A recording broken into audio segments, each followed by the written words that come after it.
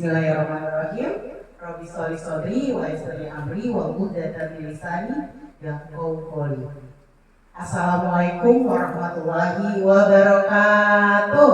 Waalaikumsalam warahmatullahi wabarakatuh. Apa kabar semuanya? Alhamdulillah, luar biasa. Allahu Akbar. Masih semangat? Semangat. 1 jam ke depan? Insyaallah. Gak ngantuk? Insyaallah. Lapar gak? Nanti. Oke, terima kasih teman-teman. Hari ini kita berkumpul kurang lebih 45 menit ke depan. Kita akan ada pembahasan tentang sosialisasi modul budaya positif yang akan dibawakan oleh saya, Bu Yuwin dan Bu Leli. Nah, apa aja yang akan kita bicarakan hari ini? Pertama adalah pembukaan, disiplin positif dan nilai-nilai kebajikan universal. 3. Teori motivasi, hukuman dan penghargaan. 4. Keyakinan kelas dan simulasi keyakinan kelas. 5. Kebutuhan dasar manusia dan 5 positif kontrol guru.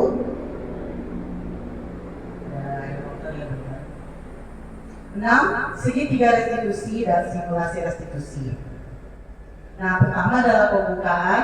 Sebelum kita mulai acara ini, sama-sama kita membaca surat Al-Fatihah. Semoga acara pembebasan hari ini berjalan dengan lancar. Bila terlebih Nabi Mustafa Muhammad SAW. Al-Fatihah.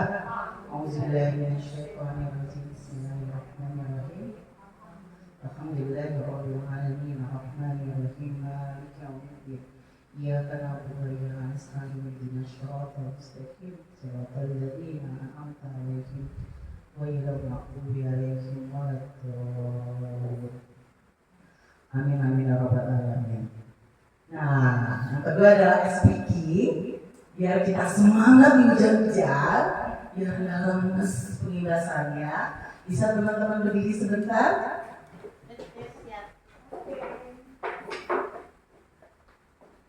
Semangat ya. Musik. Tangan diputar-putar, pegang daun. Tangan diputar-putar, pegang daun. Digoyang-goyang, digoyang-goyang, digoyang-goyang. Tangan diputar-putar, bertepuk tangan. Tangan diputar-putar, peganglah daun.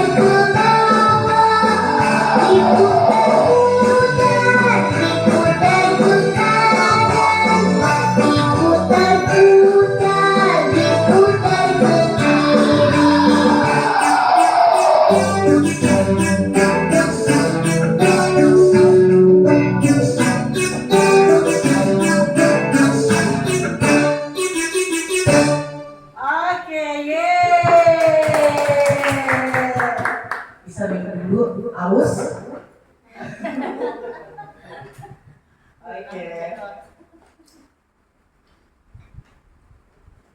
Sudah. Langsung kita ke budaya positif dan nilai-nilai kebajikan universal. Di sini kita ada pertanyaan pemantik.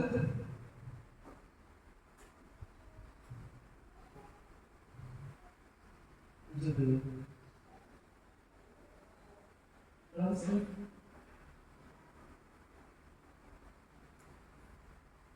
Oke.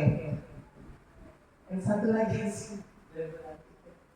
Oke, pertanyaan-pertanyaannya, apakah Anda setuju dengan pernyataan pemberian hukuman dengan hal positif seperti membaca atau membersihkan halaman sekolah dapat meningkatkan disiplin oleh anak?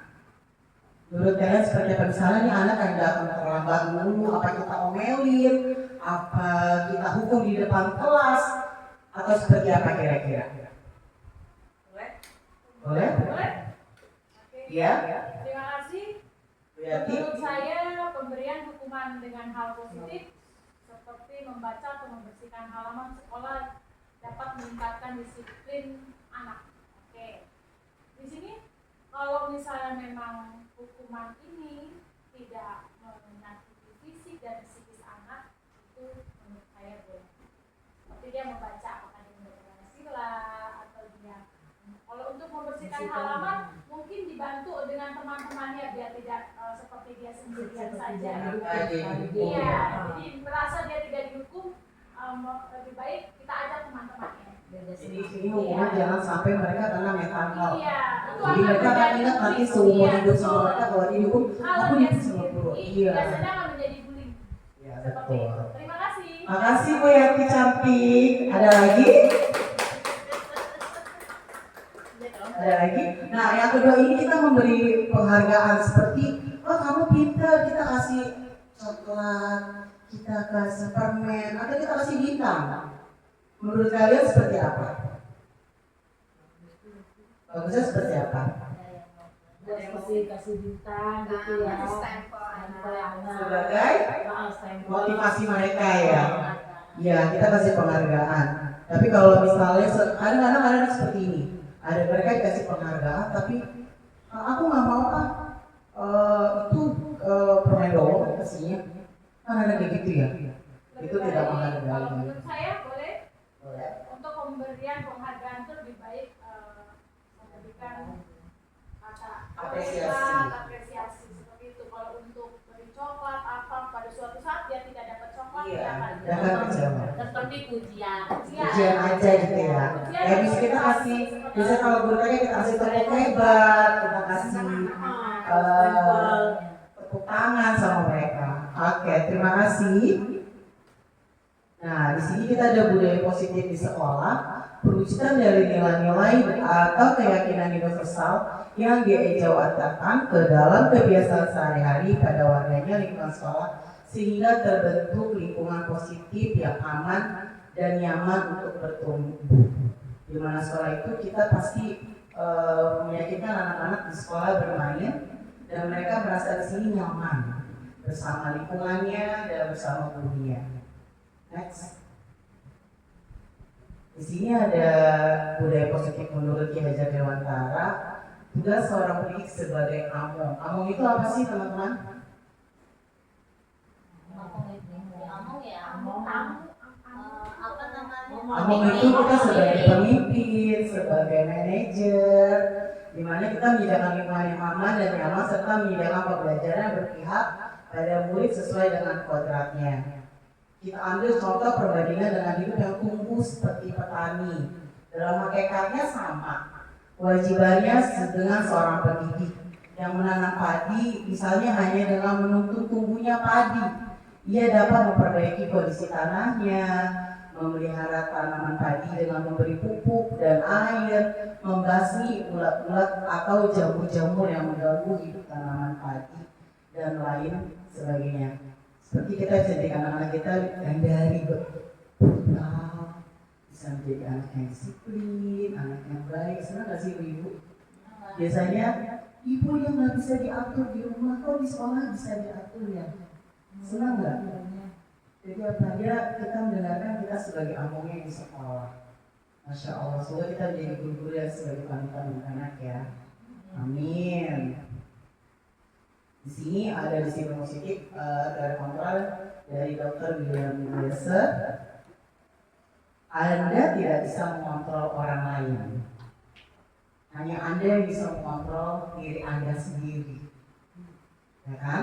Makna disiplin di sini belajar kontrol diri dengan menggali potensi kita agar tercapai tujuan mulia, yaitu sesuatu yang menjadi seseorang yang kita inginkan berdasarkan nilai-nilai yang kita hargai. Semua perilaku memiliki tujuan. Ada teori motivasi, yaitu untuk motivasi artistik itu untuk menghindari hukuman, untuk mendapatkan imbalan seperti yang kita bicarakan. Dan motorik instruktif yaitu yang ada untuk menghargai diri sendiri, nilai-nilai kebajikan universal itu keyakinan kelas. Nanti akan dijelaskan sama Miss Bu Wien. Selanjutnya model berpikir menang, kolaborasi dan konsensus menciptakan pilihan-pilihan baru. Di sini ada 5 positif kontrol. Pertama, penghukum. 2, pembuat rasa bersalah. 3, ada teman. 4, pemantau. 5, manajer. Nah, di sini nanti kita ada segitiga restitusi. 1, untuk menstabilkan identitas. Validasi kebutuhan dan menanyakan keyakinan. Ujung-ujungnya mana? Keyakinan kelas. Selanjutnya ada realitas kehidupan kita berbeda. Kita berusaha memahami pandangan orang lain tentang dunia. Setiap orang memiliki gambaran berbeda. 5 kebutuhan dasar manusia adalah bertahan hidup, penguasaan, kasih sayang, rasa diterima, kesenangan, dan kebebasan. Nah, di sini kita tahu apa sih makna disiplin itu. Makna disiplin berasal dari bahasa Latin disiplina yang artinya belajar.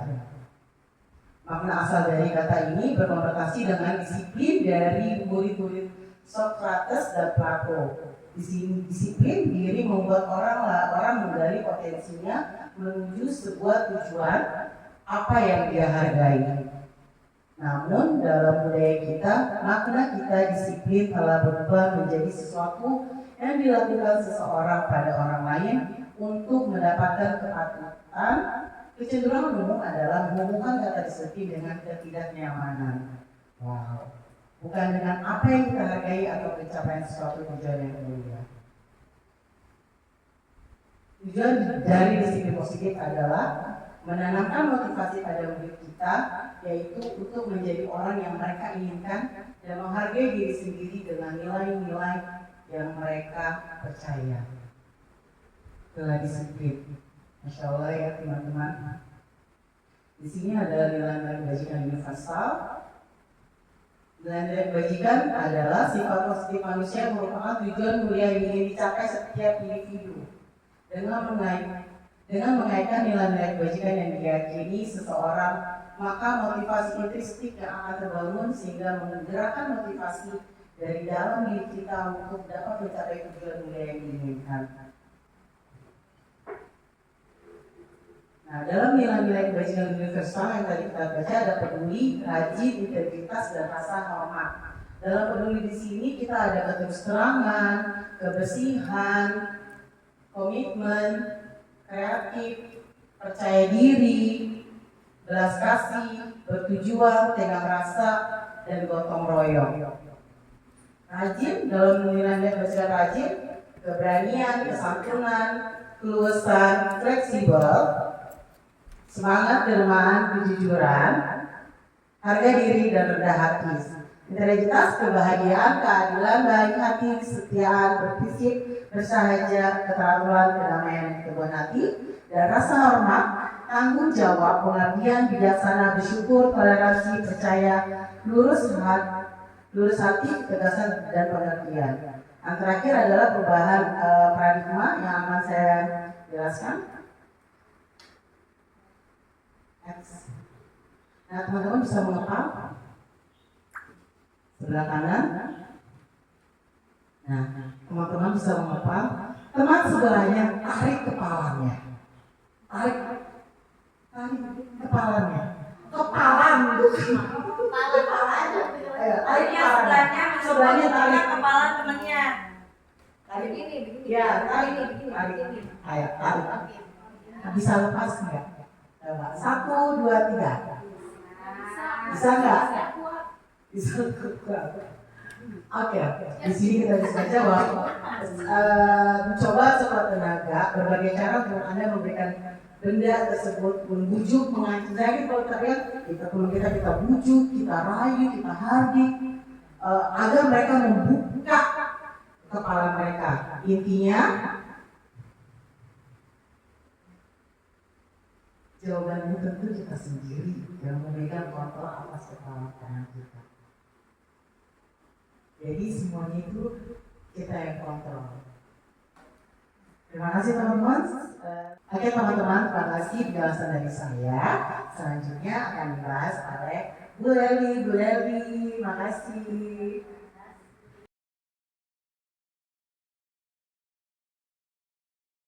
Warahmatullahi wabarakatuh.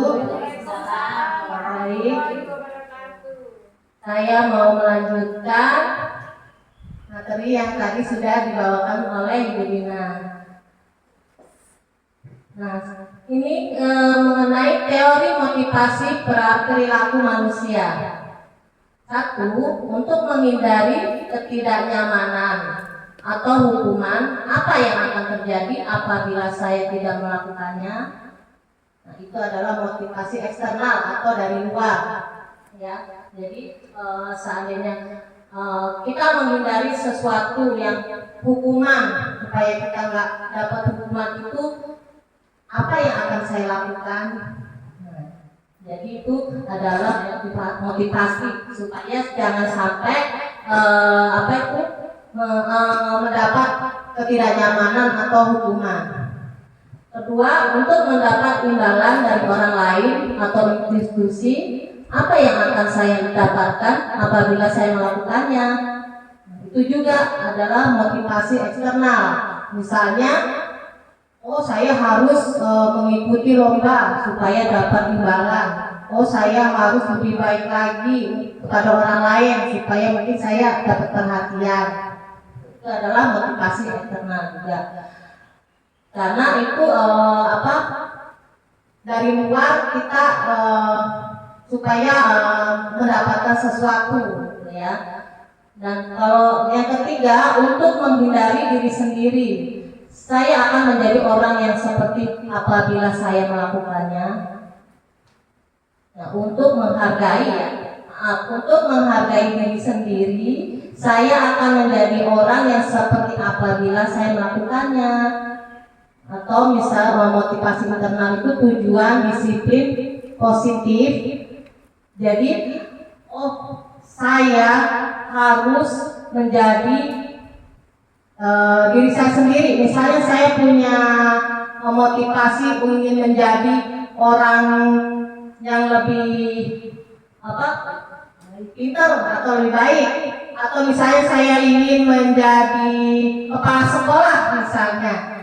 Nah, saya akan melakukan semua, misalnya harus disiplin waktu, disiplin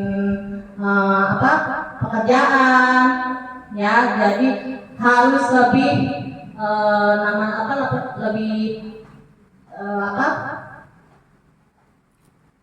lebih berani lagi gitu. Ya, untuk menjadi orang yang lebih berhasil. Oke, sekarang merdeka menurut Ki Hajar Dewantara. Merdeka itu artinya tidak hanya terlepas dari perintah, akan tetapi juga cakap buat memerintah diri sendiri. Ya, jadi kita merdeka memerintah diri sendiri, tidak mengikuti perintah orang lain. Misalnya saya punya prinsip sendiri, jadi tidak mengikuti kemauan orang lain. Apa itu restitusi? Restitusi adalah proses menciptakan kondisi bagi murid untuk memperbaiki kesalahan mereka, sehingga mereka bisa kembali pada kelompok mereka dengan karakter yang lebih kuat. Restitusi juga merupakan proses kolaboratif yang mengajarkan murid untuk mencari solusi untuk masalah mereka dan membantu murid berpikir tentang orang seperti apa mereka ingin menjadi atau tujuan mulianya dan bagaimana mereka harus memperlakukan orang lain. Nah, ini misalnya kalau dalam pergaulan, ya, misalnya dalam pergaulan remaja, biasa ya kalau di dalam remaja itu biasanya suka ada membuli. Nah, supaya kita tidak dibully, nah kita harus mengikuti mereka, tapi mereka juga ada yang pengaruhnya tidak baik ya. Nah, untuk supaya kita mengikuti perilaku yang baik, maka kita harus berpikir untuk menjadi orang yang lebih baik. Maka kita juga berbuat lebih baik. Misalnya tidak mau ikut tawuran atau tidak mau mengikuti yang balap-balapan liar. Nah, jadi itu adalah tujuan mulia. Ya, dan menghargai orang lain, menghargai temannya. Next, ciri-ciri restitusi bukan untuk menebus kesalahan, namun untuk belajar dari kesalahan. 2, memperbaiki hubungan. 3 adalah tawaran, bukan paksaan. 4, restitusi menuntut untuk melihat ke dalam diri.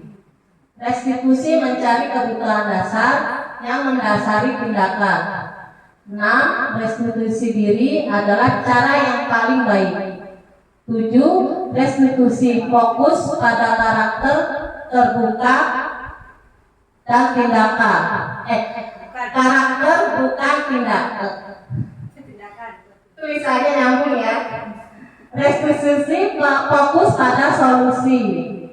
9, restitusi mengembalikan murid yang berbuat salah pada kelompoknya. Nah, ini seperti tadi ya. Ya, dihukum oleh penghargaan. Saat kita berulang kali menjanjikan hadiah kepada anak-anak agar berperilaku tanggung jawab atau kepada seorang murid agar mempelajari sesuatu yang baru atau kepada seorang karyawan agar melakukan pekerjaan yang berkualitas, kita sedang berasumsi mereka tidak dapat melakukannya atau mereka tidak akan memilih untuk melakukannya. Nah, itu kita berasumsi itu maksudnya mungkin pikiran kita terhadap mereka, dia nggak bisa gitu. Ternyata mereka lebih baik ya, jadi dihukum oleh penghargaan. Kita berarti lebih baik dari pasangan kita ya. Oke, yang bawah ada tindakan guru dan hukuman atau konsekuensinya. Ini biasanya kalau ada anak yang terlambat atau tidak mengerjakan PR ya, disuruh mencatat di buku sampai 100 kali. Nah, itu termasuk apa tuh? Hukuman. Atau lari mengelilingi lapangan juga termasuk hukuman.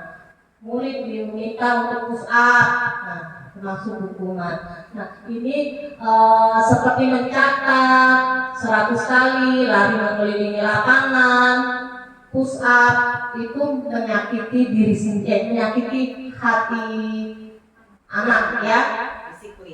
Bukan hanya fisik, bukan hanya hati aja ya, fisik juga ya. Itu termasuk hukuman. Tapi kalau seandainya misalnya ada anak yang menumpahkan susu atau menumpahkan air, lalu kita suruh bersihkan, kita suruh pel, itu termasuk gimana itu? Hukum. Ya, itu konsekuensi. Atau misalnya merusak tanaman, lalu kita suruh supaya menanam lagi. merapikan kembali dan membersihkan kembali. Itu termasuk konsekuensi. Jadi misalnya ada anak yang tidak mengerjakan PR, harusnya kita bagaimana ya? Apakah dihukum sampai 100 kali mencatat atau bagaimana? Supaya dia merasa itu bukan hukuman, tapi harus supaya ini kesalahan saya. Gimana? Ada nggak yang bisa pendapat?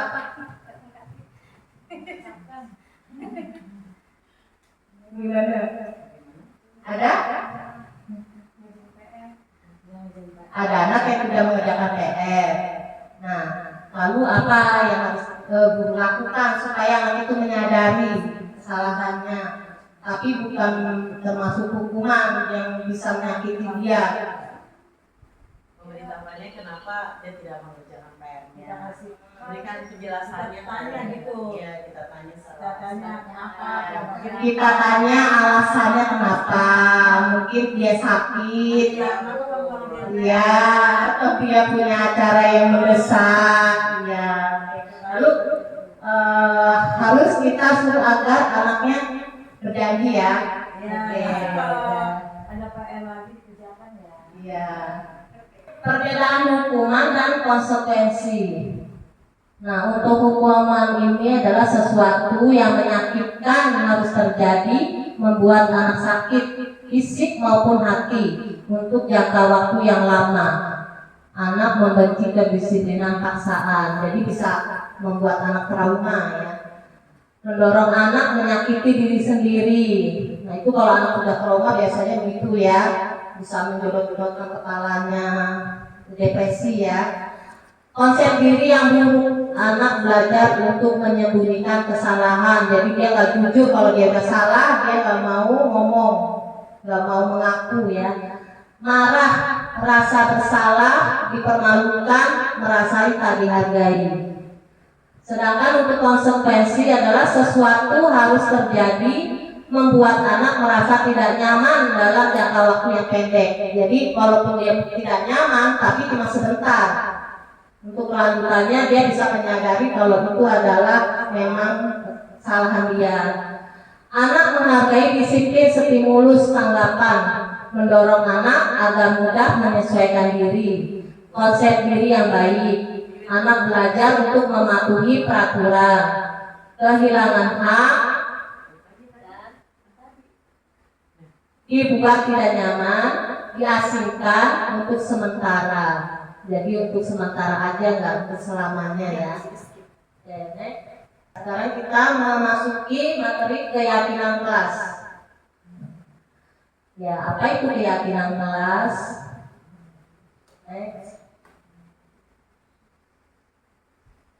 Mengapa tidak peraturan saja? Mengapa harus keyakinan kelas? Mengapa kita memiliki peraturan harus menggunakan helm bila mengendarai kendaraan roda 2? Biar aman. Mengapa kita memiliki peraturan 3M? Menggunakan masker, mencuci tangan, menjaga jarak, ya, untuk menghindari penyakit ya. Mengapa kita memiliki peraturan harus datang tepat waktu pada saat mengikuti pelatihan? Itu maksudnya mengapa tidak peraturan saja, mengapa harus keyakinan kelas? Karena kalau keyakinan kelas itu adalah mendukung motivasi intrinsik, kembali ke nilai-nilai atau keyakinan-keyakinan lebih menggerakkan seseorang dibandingkan mengikuti serangkaian peraturan-peraturan. Misalnya seperti itu tadi, misalnya terlambat, terus harus kalau hukuman kan harus lari gitu ya. Nah, kalau peraturan itu kan kalau dilanggar ada hukumannya. Kalau keyakinan kelas, kita anaknya sudah harus menyadari dari diri sendiri, dari hatinya sendiri. Oh iya, memang ini adalah kesalahan saya. Jadi saya harus konsekuen. Bagaimana saya supaya tidak terlambat lagi? Ya, harus konsekuen bukan karena hukuman, tapi karena kesadaran dari dalam diri dia sendiri. Budaya positif, lingkungan positif, keyakinan kelas, dan peraturan kelas. Nah, kalau peraturan misalnya kalau kita biasanya membuat di dalam kelas, kita sendiri ya biasanya kita sudah bikin juga kan ya, apa itu namanya? Kesepakatan kelas. Nah, kalau ini keyakinan kelas, jadi lebih apa ya, lebih mendalam ya. Nah, jadi kalau misalnya tidak boleh lari-lari di kelas, tidak boleh Jadi semuanya bercanda, katanya tidak boleh menggunakan kata-kata yang positif gitu. Jadi bukan tidak boleh gitu. Jadi misalnya di dalam kelas harus lebih tertib, mengikuti peraturan atau mengikuti kesepakatan bersama. Gitu. Jadi lebih kata-katanya itu bukan yang negatif, lebih positif. Kita ini ya mempraktekkan bikin keyakinan kelas yang biasanya kan kesepakatan kelas ya. Jadi hari ini kita membuat keyakinan kelas ya. Boleh dihias ya, kita bagi kelompok ya, dua kelompok deh.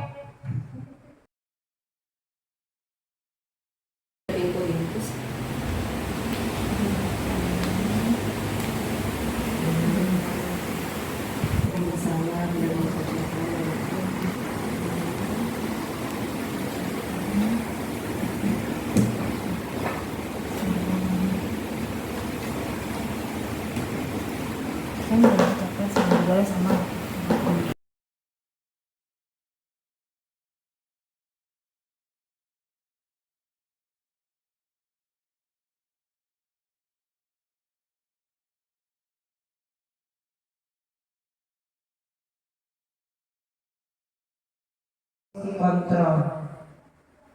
Fungsi kontrol ini sebenarnya posisi kita sebagai kalau merasa bersalahkah, bagi apa anak didik kita, atau sebagai pemantau atau sebagai ya. Yang ideal itu sebetulnya pendidik itu ada di mana ya? Di mana? Saya sih teman. Teman ya. Oke. Next.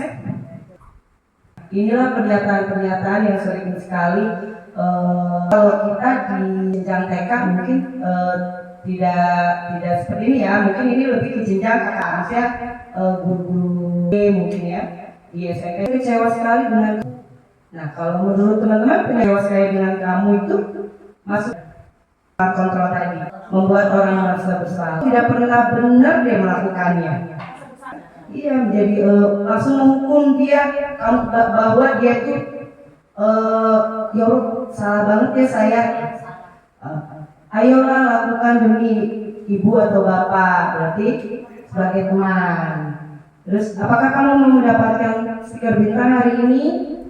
Sebagai pemantau. Biasanya bu guru TK nih, ayo bu guru mau dikasih bintang gak nih? Gitu ya, yang bagus nanti bu guru kasih bintangnya 3, 5 gitu kan. Oke, bagaimana kamu bisa menyelesaikan masalah ini? Jadi kalau ketika manajer memberikan keleluasan kepada anak didik itu sendiri ya. Ternyata semua 5-5-nya sudah melakukan itu. Ini dia segitu. Apa sih rasanya? Terus terang, saya aja baru tahu ketika di nah ini teman-teman juga tahu segitiga restitusi. Restitusi itu udah pasti ada 3. Jadi ada menstabilkan identitas, tanyakan keyakinan, dan memvalidasi. Status itu setiap orang itu pasti pernah melakukan. Nah, untuk merasa gagal karena berbuat salah menjadi positif terhadap dirinya, itu menstabilkan identitas. Guru-guru bisa berkata, salah itu hal yang menstabilkan identitas, tidak ada manusia yang sempurna. kita pasti bisa menyelesaikan. Bu guru tidak tahu siapa yang benar, tapi bu guru tertarik dengan masalah. Menyalahkan menerus apakah pada diri sendiri. Jadi ketika ada anak-anak, saya salah, tapi dia berasa baru. Ada yang sampai menyakitkan dirinya sendiri itu sampai kayak tadi Bu Leli bilang kan, depresi sampai banyak macam itu kan sama tidak bersikap dia sendiri. Membuat kesalahannya diri dia sendiri, orang juga pasti berbuat salah. Terus yang harus kita selesaikan kan masalah kita selesaikan sama bu guru. Jadi stabil, tapi dia stabil dulu. Yang kedua yaitu validasi kebutuhan. Nah, validasi kebutuhan posisinya ini dipenuhinya ketika hal itu. Pada saatnya setiap tindakan manusia tujuannya adalah memenuhi basic needs, apakah itu power, love, belonging, fun, people. Nah, kamu bisa melakukan hal yang lebih buruk, tapi kamu menyalahkan. Kita berusaha untuk mencapai yang lain. Kamu boleh mendapat yang kamu butuhkan, bisa melakukan dengan lebih baik. Nah, ini biasanya nih ya, anak-anak temennya, kenapa nih? Kita kenapa pur? Aja, tapi kan senggol anaknya pukul, tapi temannya pukul, ya nggak pukul. Ini itu menanyakan keyakinan. Kesalahannya dihubungkan sosial dan lain-lain berinteraksi nilai kelas apa yang akhirnya apa dan ketika itu orang yang seperti apa kulit ketika keyakinan harus sayang sama teman dan boleh kamu mereka tidak boleh apa maksudnya keyakinan kelas sepakati. Nah, apa yang telah tidak apa yang telah nah sebetulnya kalau mau mukul-mukul itu kamu pengen jadi apa kamu benar-benar ingin jadi seperti apa yang kamu rasa mukul pas ya perlu diperhatikan adalah yang salah dengan nilai-nilai atau keyakinan yang telah atau dituju keyakinan saya. Jadi berarti kan tidak apa yang sudah orang yang melakukan pemecahan masalah sebisa mungkin relevan atau memiliki hubungan dengan masalah yang ada. Perlu adanya suatu usaha perbaikan dari pihak kesalahan. Perlu dan waktu dari pihak yang berbuat kesalahan. Tanyakan kapan mulai dilakukan usaha baik. Next, nah teman-teman kita membuat 3 institusi seperti yang kelompoknya ya, 1 kelompok orang, 2 kelompok 2. Selanjutnya, jadi teman-teman nanti membuat ada tipsnya yaitu gunakan bahasa yang positif, tidak menghakimi, hindari menyalahkan atau mengkritik murid, dengarkan murid dengan penuh perhatian, biarkan murid untuk menceritakan versi cerita mereka, bantu murid untuk memahami alasan dibalik tindakan mereka, ajak murid untuk memikirkan cara untuk memperbaiki kesalahan mereka. Dengan menerapkan tips tersebut, Anda dapat membantu murid untuk tumbuh dan berkembang menjadi pribadi yang baik. Nah teman-teman, coba next dulu Dina. Next, refleksi. Itu nanti di closing. Jadi teman-teman yang tugasnya membuat simulasi, teman-teman membuat skenario. Jadi misalnya ada kasus nih, kalau kata ini kasus, bagaimana teman-teman menyelesaikan masalah anak-anak itu dengan memperhatikan yang tadi Bu Dina, segitiga restitusi itu. Masalahnya apa? Kira-kira anak yang kalau di TK biasanya apa? Berantem, iya. Nah, itu bagaimana teman-teman untuk masalah tersebut dengan mengacu ke restitusi size. Mungkin dengan tadi tips-tips yang tadi boleh. Itu ya, 5 menit. Oke? Sudah gini. Kalau seperti bu saya, kenapa teman? Gak apa-apa kok. Bukan mukul orang, saya memukul orang kan. Yang dia lakukan tidak cuma dia, semua orang juga ada seperti itu. Jadi dia tidak merasa bersalah. Nah, terus dia itu menstabilkan identitasnya dia dulu kan. Nah, yang selanjutnya memvalidasi kebutuhannya dia. Emang emang kamu tidak ada cara lain untuk tidak memukul. Emang apakah harus dipukul tidak harus kena pukul? Misalnya pukulan, tapi apa dibalasnya? Itu anak. Kalau kita balikin lagi kata harus enggak. Berarti tidak jalankan dan kelas yang sudah dibuat. Jadi apa yang harus dilakukan? Ada yang mau teman kalau itu salah. Iya, ini yang butuh. Iya. Keyakinan kelasnya tadi meminta. Kayak saya juga gitu. Saya kenal tidak beruntung. Berarti di menanyakan memukul itu dengan kayak kita perbuat. Apa lagi yang harus kita perbuat dengan kayak berarti harus berarti udah jalan. Jadi buat misalnya kalau mungkin yang tidak positif ya, kayak bapak gitu. Yang ada peta ini. boleh aja. Misalnya yang di perlombaan. Siapa yang dipukul siapa? Si Tia ditampol sama Rendra. Kayak ada gitu terus Bu Guru, apa yang Bu Guru lakukan? ya Kita foto, boleh foto-foto lagi.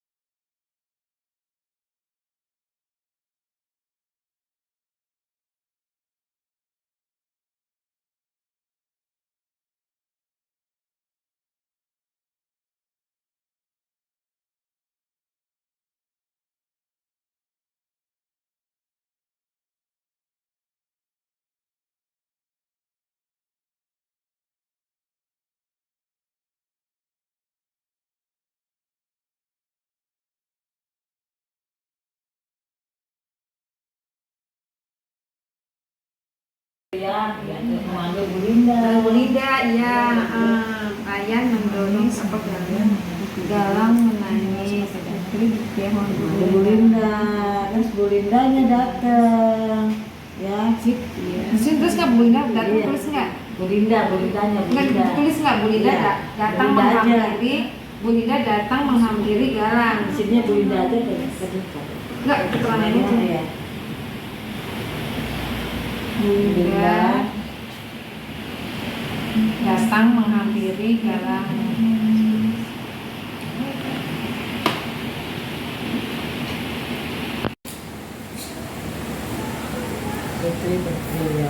Viewing situ, Prof. Nah, dari teman-teman tadi sudah buat simulasi tentang segitiga restitusi. Kira-kira kita harus perlu refleksi ya, hal baru apa yang mengubah paradigma saya yang saya dapatkan. Kira-kira yang teman-teman dapatkan dari materi yang sudah kita sampaikan, apa hal yang paradigma yang didapatkan dari teman-teman? Uji? Pertama, ilmu yang bermanfaat dari pamong-pamong semua di sini. Oke. Dan bagaimana cara mengubah pandang pribadi saya mengenai tindak lanjut saya sebagai guru yang baik. Oke, betul sekali. Nah, perasaan apa yang muncul selama mengikuti sesi ini, khususnya mengenai makna disiplin dan motivasi intrinsik dari dalam diri kita ya? Perasaannya apa, Bu Linda?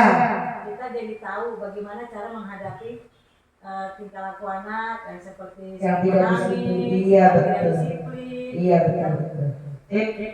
Yang ketiga, peran Among seperti apakah yang saya telah lakukan selama mengikuti modul ini? Wah. Nah, yang peran Among, kira-kira kita sebagai guru yang setelah mengikuti modul ini kan berarti sudah tahu nih, berarti saya termasuk Among sebagai guru yang seperti apa ya?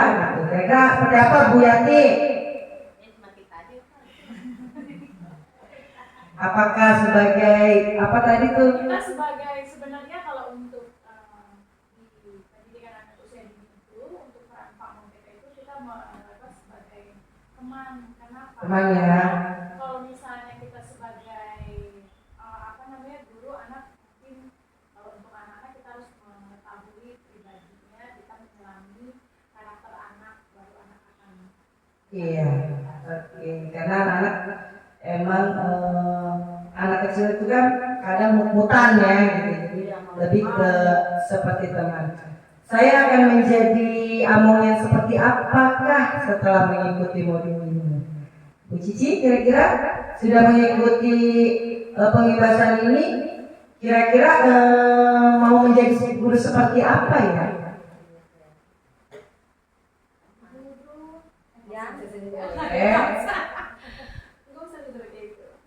Guru yang menjadi contoh baik untuk anak didiknya.